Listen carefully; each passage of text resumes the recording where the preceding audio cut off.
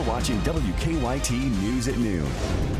Good afternoon. The financial markets in the U.S. are open for business today, but with Britain's impending exit from the European Union, business is not looking good. A lot of instability at the moment. Last night, voters in Britain decided to end their 43-year partnership with the EU. We've already seen some big moves today from that historic move. British Prime Minister David Cameron, who fought hard to keep his country in the European Union, says he will step down by October. The British pound suffered its biggest one-day drop ever, and stock markets worldwide are taking a hit. CBS's Jill Wagner takes a look at how the move is affecting the U.S. stock market. That's our top story at 12:30. The opening bell signaled a free fall on Wall Street. The Dow dropped 500 points within minutes. Long-term impact for the U.S. economy. What do people need to know? Unknown at this point in time. We'll have to see how all this shakes out. One thing that people need to bear in mind is that we're not flipping a switch today and all of a sudden the UK is out of the EU. This will be a long process. 1070. Britain's vote to leave the European Union surprised investors and sparked a sell-off around the world. There was panic on trading floors in London as UK markets plunged. Stocks in Asia and Europe also took a nosedive. Oil prices tumbled and the value of the British pound dropped to a 3-decade low. Some of the UK banks showing downside moves of 30+%, so we are in uncharted territory. Britain's departure takes the world's 5th largest economy out of the EU, which is expected to have an enormous impact on trade, business investment, and banking worldwide. Above all, the Brexit decision creates uncertainty, and that is something the financial markets hate. I'm afraid that markets will remain quite shaky because tomorrow there will not be more certainty than today. The Federal Reserve tried to calm the markets, saying it's ready to step in to protect the dollar and work with other central banks. Jill Wagner, CBS News, Wall Street. And the president of the European Council says the bloc is ready for quick talks on Britain's exit, but that all EU regulations will apply to the nation until it fully leaves. He estimates the process will take about 2 years in total. Now, we'll have more reaction from Britain's exit from the EU coming up later this afternoon, starting on WKYT News at 4, and of course continuous updates on our website at WKYT.com. A quick court hearing today for one of 3 men charged with the murder of a University of Kentucky student last year. Roman Gonzalez is charged with in connection to the shooting death of Jonathan Kruger. Justin Smith and Efrain Diaz Jr. are also charged in that case. Caitlin Sentner is at the courthouse with more from today's hearing. Caitlin? It's a murder that rocked the UK community, and Roman Gonzalez is one of 3 charged with murder and robbery. Today, the prosecution and defense asked to reschedule an August hearing date for Gonzalez. He was only in front of a judge today for that rescheduling. Police say 22-year-old Jonathan Kruger, a junior at the University of Kentucky, was shot during a robbery at Transylvania Park and East Maxwell Street in April of last year. Following his death, police arrested Gonzalez, Efrain Diaz, and Justin Smith and charged all 3 with murder and robbery. Although trial is a ways out, motion hearings have begun. WKYT was in the same courtroom last month when Diaz's counsel went in front of a judge to talk about where the suspects were housed in jail. Diaz and his lawyer shared a fist bump at the start of that hearing. Gonzalez has his next hearing scheduled on August 23rd, and that likely won't be the only time we see him before trial begins. In Lexington, Caitlin Sentner, WKYT. Thank you. And Gonzalez, Efrain Diaz, and Justin Smith are expected to go to trial in March 2017. And in northern Kentucky this afternoon, the man who was at the center of a manhunt at Big Bone Lick State Park has been found dead. The search for 62-year-old David Rickerson started June 17th. A park ranger had noticed a Jeep with Maryland tags in the parking lot. He thought Rickerson was fishing after hours, but when the park ranger called for him, deputies say Rickerson fired 3 shots. Rickerson's body was found in the woods. Deputies do not believe foul play was involved, but an autopsy has been scheduled. It has been almost 2 weeks since that devastating attack at an Orlando nightclub, and in the days after the shooting, communities across the country have been honoring the 49 people who were killed. It will continue tomorrow at Lexington's Pride Festival. The festival gets underway at 7 o'clock in the morning in downtown Lexington. There will be a moment of reflection for the victims at 2 o'clock Saturday afternoon at the Courthouse Plaza. Lexington police are offering increased security for the city's Pride Festival, but police say the FBI has told them there are no credible threats in this area. Well, after days of getting storms, we're finally getting a break. From those, but maybe not from the heat. We're tracking some really hot weather for the weekend. WKYT meteorologist Micah Harris is at our First Alert Weather Center with those, I guess, sweltering details. Yeah, it's kind of sticky outside. I mean, if you're outside right now, it doesn't feel that great as that front moved through last night. It wasn't a cold front. It wasn't even a dry front, meaning the humidity's dropping. It was just a regular old front that brought us some thunderstorms. Pretty strong front, though. And you could look outside and see that some of these clouds are starting to separate. Now, if you're just with the cloud cover, I mean, you don't even see any sunshine, just give it a little time. You'll get some sunshine over you here in just the next few hours. That means heading out to the pool, the lake, the river. It's perfect for today, but also for the weekend, too. The weekend gets very, very warm. Look at Frankfort at 81. Lexington now seeing a lot of sunshine at 79 degrees. And we get into the rest of the day, and we'll hold on to temperatures in the mid-80s. So pretty nice Friday. This is actually average. This is a normal day here for June. Now we get off into your weekend, that's going to be a different story because all the focus turns from the storms from yesterday to the heat this weekend, and we're cranking it up. We're talking century mark, 100 degrees for our heat index on one of these days. I'll show you that, and I'll show you if you have a chance of rain for the weekend, kind of plan around those. That's coming up. All right, Micah, thank you. And thousands of people in eastern Kentucky are still without power this afternoon after a night of strong storms. According to Kentucky Power, the major outages are in Floyd, Knott, Lawrence, Leslie, and Pike counties. And they hope to have all of the power restored by late tomorrow. New this afternoon, we've learned that a Boone County man has been diagnosed with the Zika virus. His case is the first reported in northern Kentucky. The health department there says the man traveled to areas where Zika has been found and was diagnosed when he returned to Kentucky. This is the 6th case in Kentucky, and it comes as the U.S. House passed a $1.1 billion measure to combat the Zika virus. Democrats in the Senate are promising to filibuster it. House Speaker Paul Ryan is asking them to take it up. We passed a responsible bill that provides the level of funding that was in the Senate bill that received a big bipartisan vote with a mix of offsets that we in the House thought were very important. This is a good compromise. It meets an urgent need, and I urge the Senate to take it up and pass it. The Senate is ready to discuss the bill next week or after the July 4th recess. It's included as part of a military and veterans funding bill. And as you keep it here on WKYT, making some progress in the fight against the Zika virus. That's coming up in Better Living on WKYT. Now, your hour-by-hour forecast with meteorologist Micah Harris.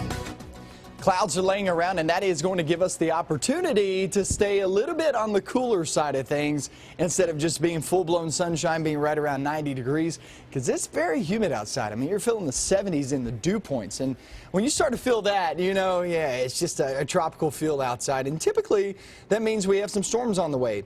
Not today. It actually will feel quite nice as we travel off and through the rest of the afternoon. And when I say nice, it's going to be nice compared to what we're going to feel this weekend. Let's see what's going on across the area elsewhere. 78 degrees there in London. Lexington coming in right around 80 degrees. And as we continue to push towards your weekend, like I was talking about, it is going to be a steamy weekend in store. Mid-80s the rest of the afternoon. If you have any plans, a lot of events going on, a lot of events kicking off later on this evening, you'll be just fine. If you're trying to reschedule or knock out some of these ball field plans, you haven't been able to the past 2-3 days, you'll be able to do it the rest of this afternoon and off into the evening. Tomorrow there is 12 p.m. Remember, look at the top of your screen. Heat index, not your temperature. It's your temperature and your moisture put together. So it's the way it feels, basically, when you step out the door. 89 there in Lexington, 89 there in Danville, 91 in Somerset. So it's going to be pretty humid, pretty warm there on Saturday. But watch this. Look back toward the west and watch that creep toward us. Yeah, you're talking about some very humid and hot conditions there on Sunday. 97 showing up in Lexington, Frankfurt at 99, Louisville coming in at 100 degrees. So many of us will actually be right around 100 degrees. The water, the sunscreen will be needed because a lot of us just kind of hanging out around the waterways. If you're not around the waterways, more than likely you're going to be inside because it's just not going to feel that great. So the breakdown the next few days. Nice finish to the work week. It really isn't all that bad, especially compared to where we have been. So like I said, you got any plans later on this evening? No problems whatsoever. It's just going to be a little bit humid. Low to mid-90s this weekend. It's one of those as you're walking out tomorrow morning. If you're one of those walkers or runners, it will be humid. It's going to be a nasty run early in the morning.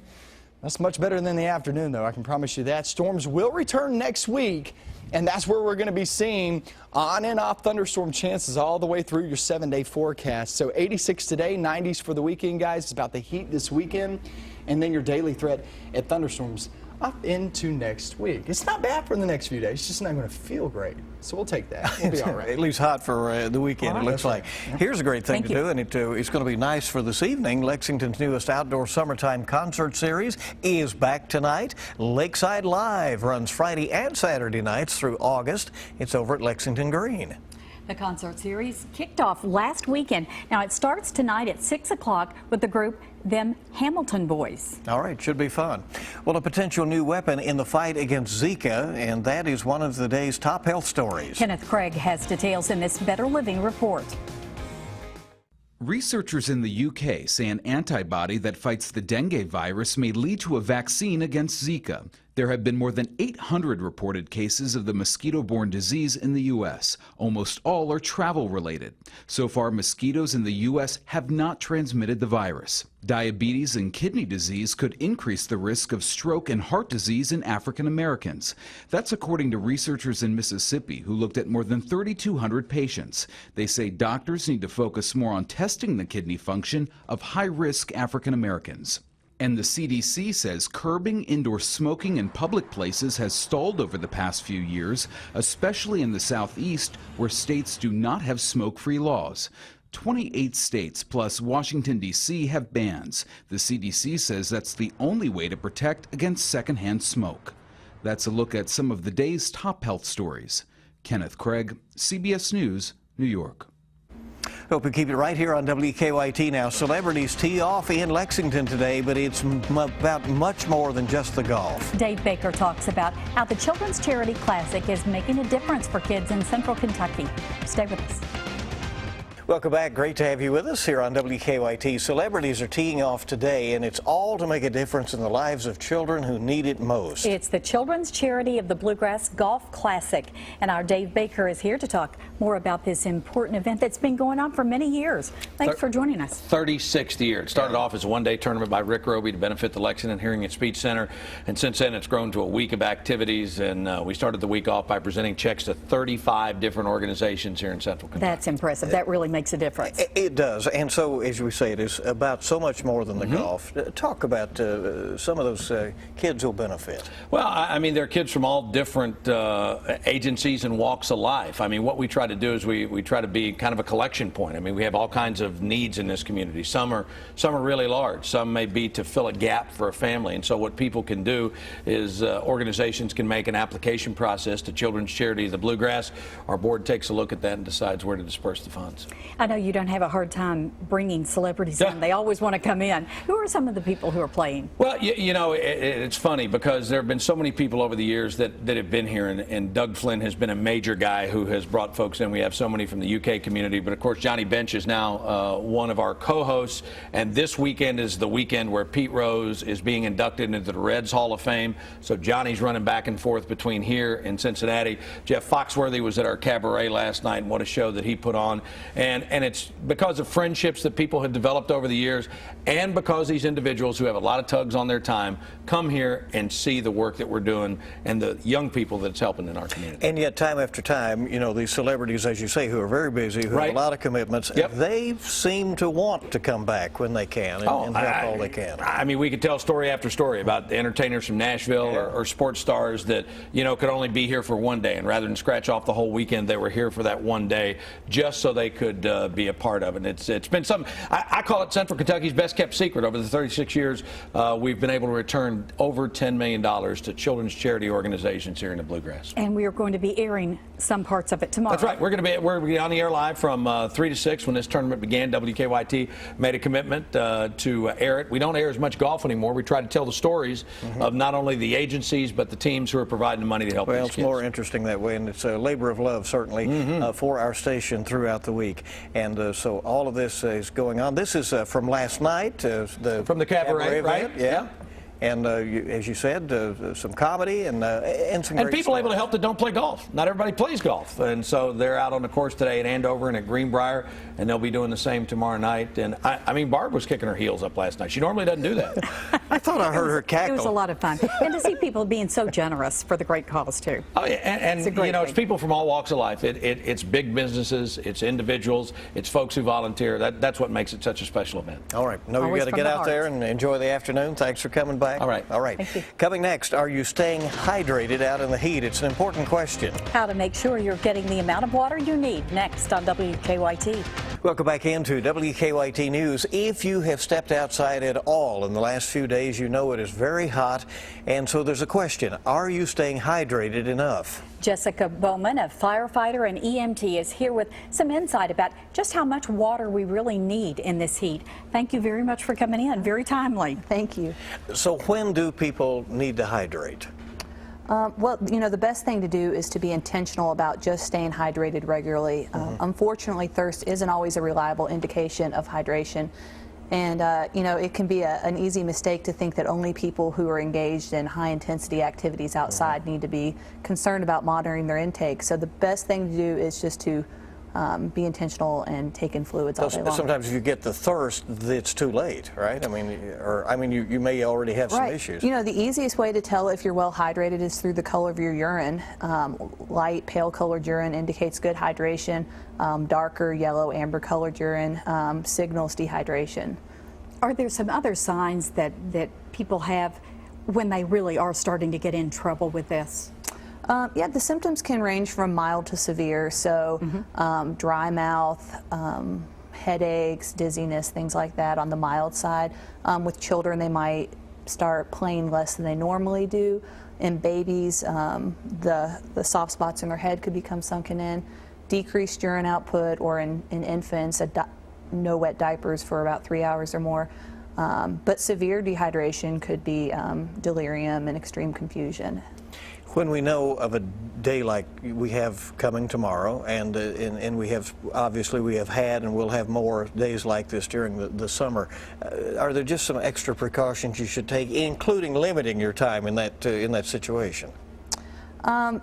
You know, look out for yourself and for the people you are with, especially if they're children. The important thing to note about our children is their bodies don't regulate temperature the same way as we as adults can. So it's important to, yeah, like you said, take breaks, go inside. If you have an opportunity to rotate in and outdoors, that would be best. But be aware of the clothing you're wearing, the temperature outside, and make sure you're taking in those You do fluids. that as firefighters too, right on the scene of a fire. Yeah, we do rehab at the. We rotate crews out. We always have rehab on scene. We have someone whose sole job on a fire scene is just making sure our firefighters are safe. All right, so it is certainly something important to remember all the time, but especially when we get into this really intensely hot weather. Yes. Thank you very much. Appreciate it very much. And before we go here, we want to check in with Micah because it'll be the heat and humidity combo again, it looks like tomorrow. Today's not so bad. Yeah, it's not too bad. I mean, it's your typical June weather. We'll be there in the mid-80s later on this afternoon, and heading out to the pools, getting the kids out to the lakes, the rivers, whatever it may be. It's good today. This weekend, it's going to be much warmer. Guys, we're talking about temperatures right there in the low to mid-90s. Add some moisture to that, and you're going to be roughly 100 degrees there on Sunday in terms of the way it feels outside. So that interview was perfect for talking about this weekend, because it is going to be hot, humid. You got to put in a lot of water, sunscreen. Remember, a lot of people out in the pools, lakes, and rivers. So just take it easy outside as you're heading out to the weekend. There is a small chance of rain on Sunday as opposed to Saturday. Saturday's mainly dry. Sunday, just about a 30 to 40% chance of rain. All right, sunscreen and hydration. You're right on that. Good advice. Thank you for joining us for WKYT News at noon. A reminder, our next newscast is coming up at 4. Hope you have a great weekend, everybody. Thanks for joining us.